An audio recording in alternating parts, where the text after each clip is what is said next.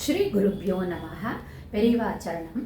ஹரஹர சங்கர, ஜெய ஜெய சங்கர. ஏணிப்படிகளில் மாந்தர்கள் சிவன் சாருடைய புஸ்தகத்துலேருந்து தான் பார்த்து வந்துருக்கோம். 4 பார்த்துருக்கோம். அந்த 4வது பற்றி தான் சிவன் சார் எழுதியிருக்கிறத நம்ம சொல்கிறோம். தெய்வ பாஷையின் சிறப்பை உணரும் அந்நியர் விவேகி ஆகிறார்கள். இந்த மேக்ஸ் முல்லர் எவ்வளோ சர்ப்ரைஸ் ஆனார். நிறைய யூனிவர்சிட்டியில் சான்ஸ்கிரிட் சொல்லி கொடுத்துட்டுருந்தா அப்படின்னு சொல்கிறார். அப்பார்ட் ஃப்ரம் திஸ், சான்ஸ்கிரிட்டுடைய சுவடிகள் எல்லாம் ஆராய்ந்த சில அந்நிய ஸ்காலர்ஸ் எல்லாம் தே ஹவ் யூஸ்ட் இட். அவங்களுடைய லிட்ரரி ஒர்க்ஸில் அதெல்லாம் யூஸ் பண்ணியிருக்காங்க.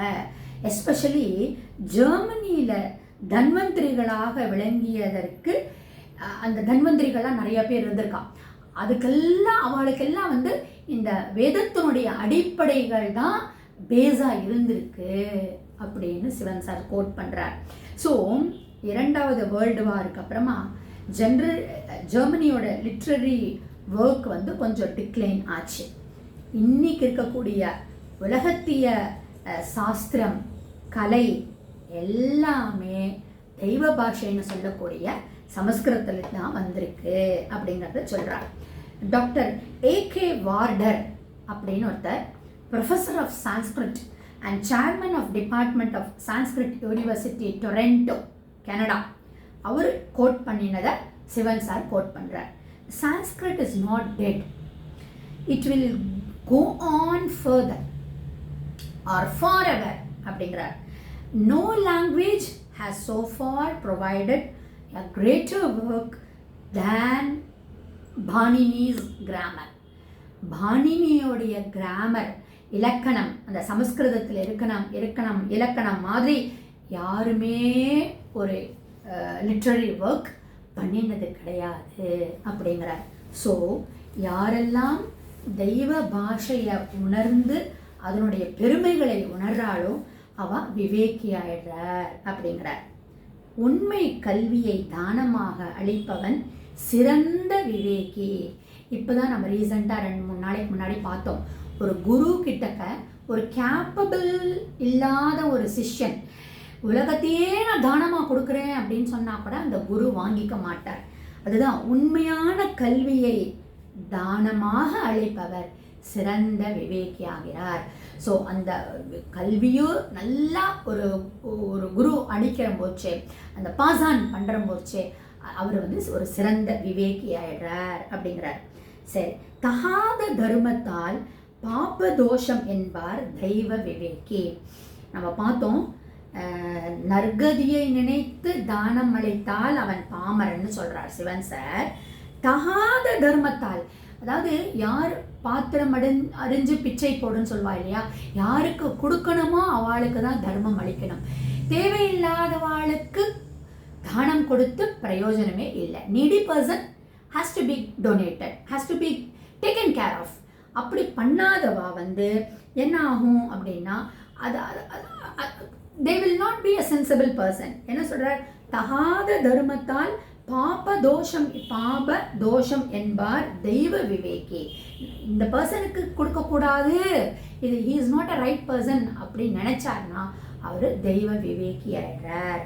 தன்னை போன்ற மகா புருஷர்களுக்கு அடிப்பணிவகன் மகான்.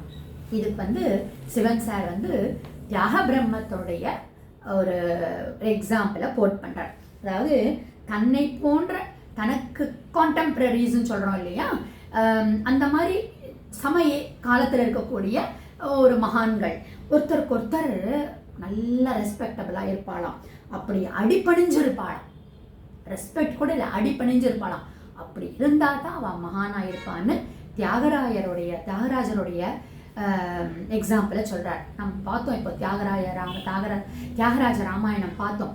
அந்த ராமருடைய கிருத்தியஸ் எல்லாம் பாடிட்டு உஞ்சவரத்தி எடுத்துன்னு வந்துருக்கார். அப்படி வரும்போச்சு யாரோ இன்னும் ஒருத்தர் ரொம்ப அழகாக பாடிட்டு வரதை இவர் கேட்குறார்.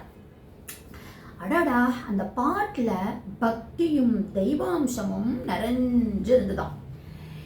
இவர் என்ன பண்ணுறாருன்னா, தன்கிட்டக்கு அந்த மாதிரி தெய்வ சக்தியும் பக்தியும் நிறைஞ்ச மாதிரி இல்லையேன்னு இவர் ஃபீல் பண்ணுறாராம். எப்படி பாருங்க, தியாகராஜர் ஆல்ரெடி அவருடைய கிருத்திகள்லாம் அவ்வளவு தெய்வாம்சமாக இருக்குது. ஆனால் தன்னை ஒட்டின இன்னொரு மகான் இன்னொருத்தர் பாடினதில் ரொம்ப பக்தியும் தெய்வாம்சமும் இருக்குன்னு சொல்லிட்டுன்னு தனக்கு அந்த மாதிரி இல்லையேன்னு வருத்தப்பட்டு அந்த பாகவதர் எங்கேருந்து பாடுறாருன்னு அந்த குரலை தேடிட்டு போய் அவரை போய் நமஸ்காரம் பண்ணிட்டு எந்தரோ மகானுபாவோன்னு அந்த கிருத்தியை அப்போ தான் அவர் கிரியேட் பண்ணுறார். இந்த மாதிரி மகானுபாவர்களுக்கெல்லாம் என்னுடைய வந்தனம் அப்படின்னு சொல்லி அவர் காலில் விழறாராம்.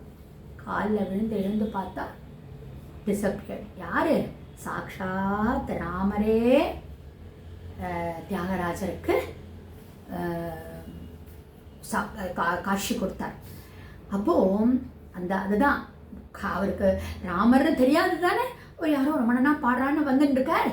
அப்போ எந்தரோ மகானுபாவோ வந்தனமோ அப்படின்னு அந்த கிருத்தியை பாடுறார். அப்படின்னா தன்னை போன்ற மகா புருஷர்களுக்கு அடிபணிபவர் மகான் அப்படின்னு சொல்றார். அடுத்தது பூத உடலுடன் மறையும் சக்தியை வகிப்பவர் துறவி.